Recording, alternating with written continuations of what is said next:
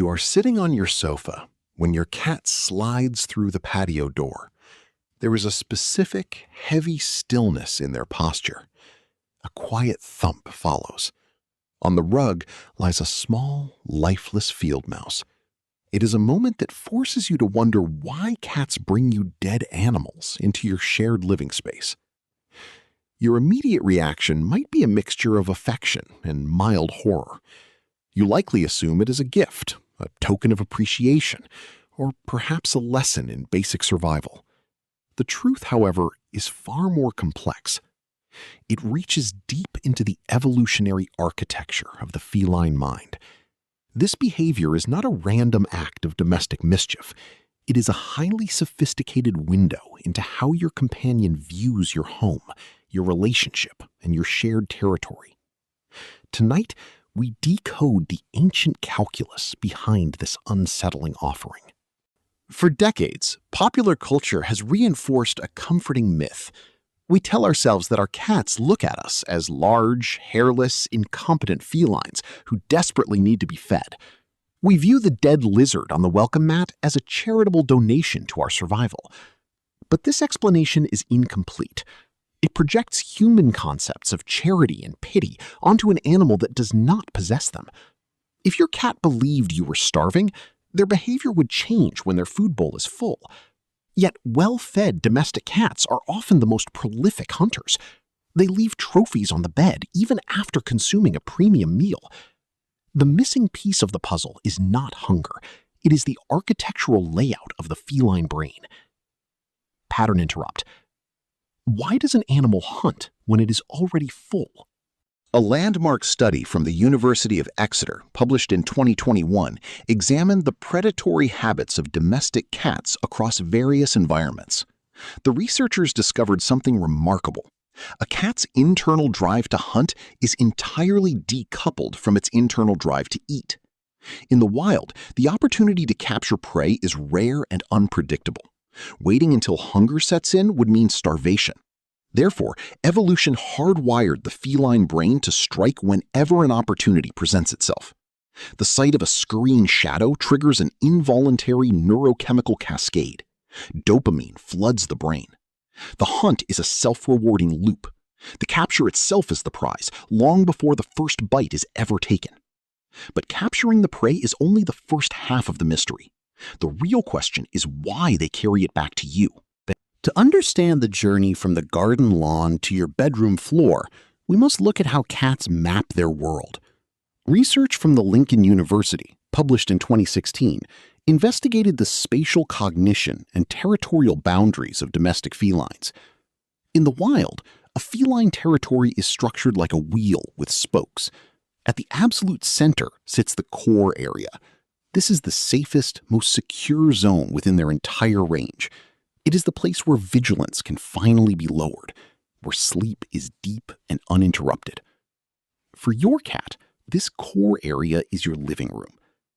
When a cat catches a mouse outside, the outdoor environment is viewed as a high-risk zone. It is filled with potential rivals, larger predators, and unpredictable threats. Staying there to handle prey is dangerous.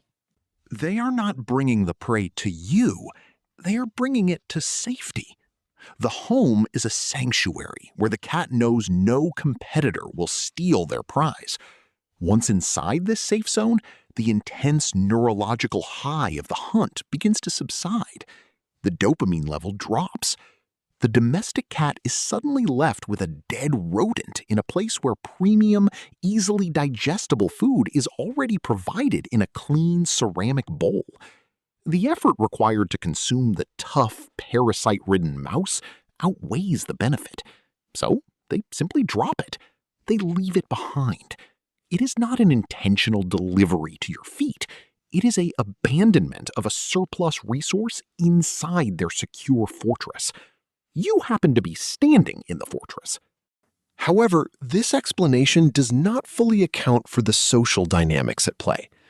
Cats are often dismissed as solitary loners, but their social cognitive capacity is deeply nuanced. A study from Oregon State University, led by Dr. Kristen Vitale and published in 2019, explored secure attachment styles between domestic cats and their human owners.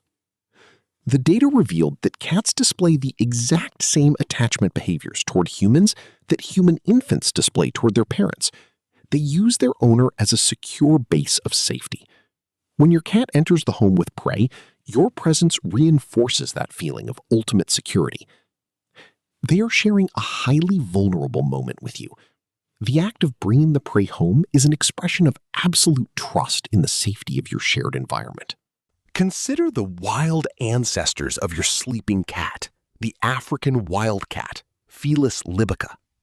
In the harsh deserts of Africa, bringing killed prey back to a central nest is a survival mechanism. Mother cats bring injured or dead prey to their kittens to help them develop predatory motor patterns. While your spayed or neutered domestic cat is not consciously trying to teach you how to hunt, their evolutionary programming remains entirely intact. The domestic cat exists in a unique evolutionary twilight zone. They are biologically almost identical to their wild ancestors, yet they live inside modern human architecture. Their ancient software is constantly running on our modern hardware. The living room rug becomes the canyon floor. The kitchen counter becomes the cliffside ledge. This behavioral overlap reveals a profound truth about the feline mind. Your cat does not see a clear division between the human world and the natural world. To them, your home is simply a modified ecosystem, a forest with drywall, a meadow with a ceiling. A study published in the Journal of Veterinary Behavior in 2018 highlighted how environmental enrichment and predatory simulation affect feline stress levels. When we scold a cat for bringing a dead bird into the house, we are scolding them for being biologically successful. We are punishing them for executing the exact behaviors that allowed their species to survive for millions of years. Understanding this shifts our perspective from annoyance to a quiet, respectful understanding of their true nature. But what happens when the offering isn't an animal at all? Many indoor cats who lack access to wildlife will bring their owners plastic wrappers, socks, or small toys. They carry these items in their mouths while emitting a distinct, low vocalization known as the enticing call. This behavior confirms that the predatory sequence is highly symbolic. The sock replaces the mouse. The hallway replaces the hunting trail. The human bedroom remains the destination. The cognitive pathway is identical. The cat is compelled to forage, retrieve, and deposit items within their sacred core territory. It is a beautiful, harmless manifestation of an ancient hunting ritual, played out with a piece of laundry. Let us return to that initial scene. You are looking down at the small field mouse on your rug. Your cat is sitting nearby, calmly grooming their fur. You no longer see this as a grotesque insult or a bizarre act of charity. You see it for what it truly is, a profound testament to the space you have built together. That lifeless prey is proof that your cat views your home as the absolute center of their universe. It is the one place on Earth where they feel entirely safe from harm. They have brought their most primal instinct into your immediate presence. They are inviting you into the innermost circle of their predatory world.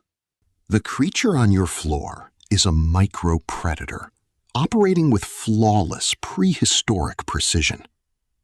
Every time they drop an object at your feet, they are revealing the dual nature of their existence.